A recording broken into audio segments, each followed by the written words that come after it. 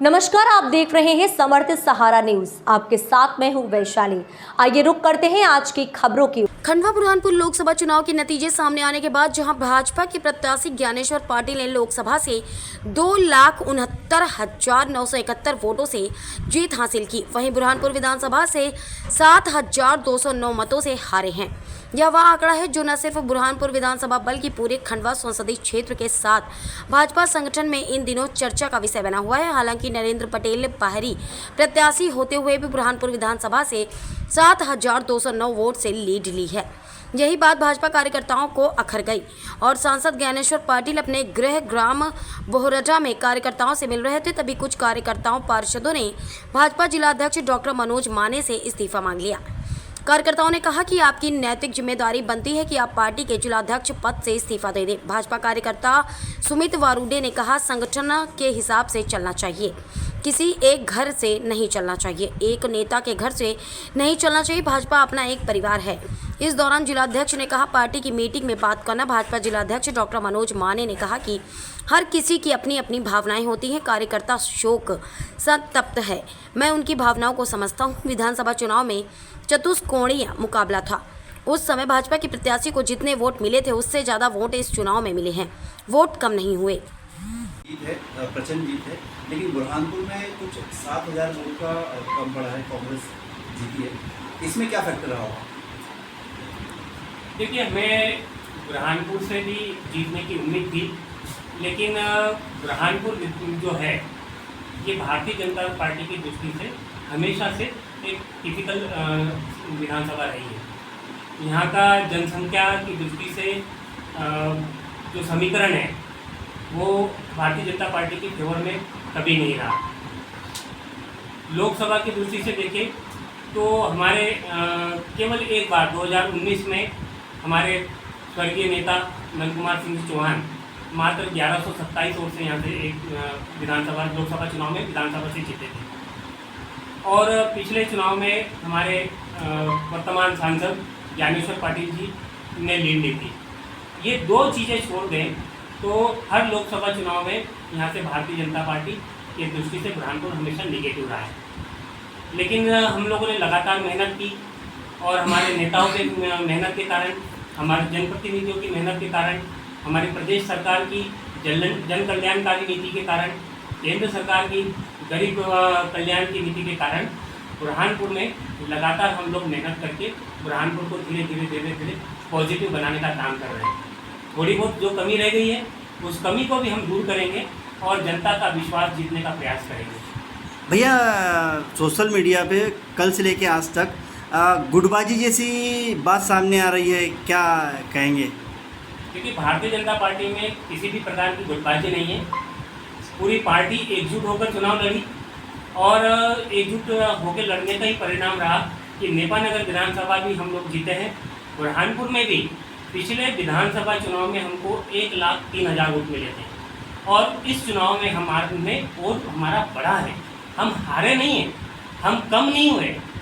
इस चुनाव में, लोकसभा चुनाव में हमको 1,12,000 वोट मिले हैं, यानी 9,000 वोट हमने विधानसभा की तुलना में पिछले 4 महीने में 9,000 वोट हमने बढ़ाए हैं। इसलिए हम बुरहानपुर को हारा हुआ नहीं मान सकते। बुरहानपुर हम जीते हैं। अब वो परिणाम की दृष्टि से, चूंकि कांग्रेस और भाजपा में आमने सामने की लड़ाई थी, उस कारण से परिणाम जरूर नेगेटिव गया है, लेकिन हमने यहाँ पर गेन किया है, हमने बढ़त बनाई है। आपके नेतृत्व बात नहीं है, इस्तीफे जैसी कोई बात नहीं है। काय का इस्तीफा?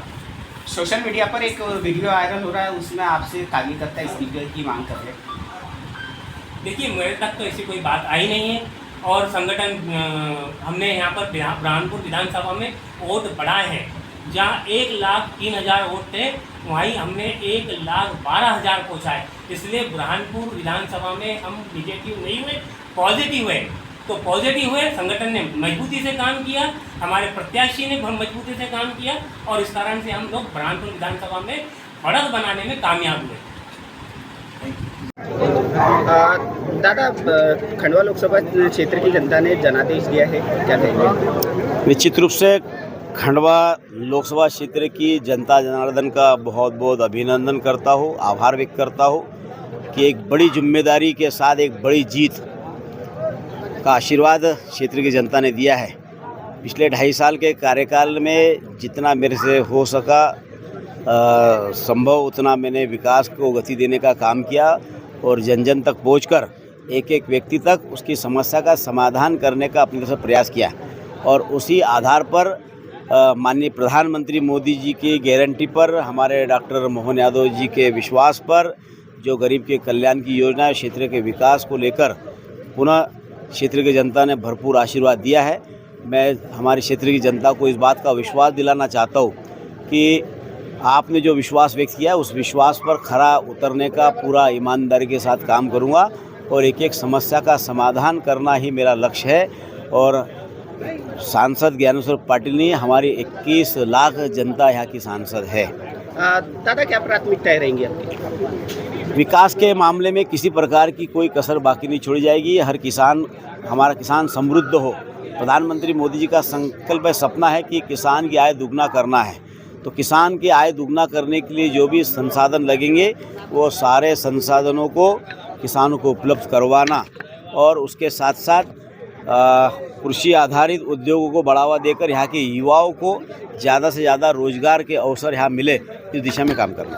दादा, जो मनोज माने जिलाध्यक्ष, उनके कार्यकाल में खकनार जनपद भी हारे और अब बुरहानपुर भी हारे, तो इसको लेकर किसकी जिम्मेदारी तय की जाएगी? तो हमारा संगठन तय करेगा कि क्या कमी रही है, कैसे रही है, और इस पर मेरा टिप्पणी करना या बोलना ठीक नहीं है। जो भी निर्णय करना है उसकी समीक्षा करना है, हमारा नेतृत्व करेगा, पार्टी संगठन करेगा। पार्टी संगठन को इससे अवगत कराया जाएगा? पार्टी संगठन को अवगत कराने की किसी भी चीज़ की ज़रूरत नहीं पड़ती। एक एक चप्पे चप्पे पर पार्टी की नज़र रहती है और एक एक व्यक्ति के बारे में वो कौन क्या करता है, क्या नहीं करता है, कौन कितना सक्रिय है, कौन कितना सक्रिय नहीं है, इस विषय में भी पार्टी संगठन की नज़र बराबर रहती है और उस पर पार्टी संगठन विचार करता है। जो योग्य होगा, जो योग्य रहता है उसको आगे बढ़ाती है, जो नहीं होता है उसको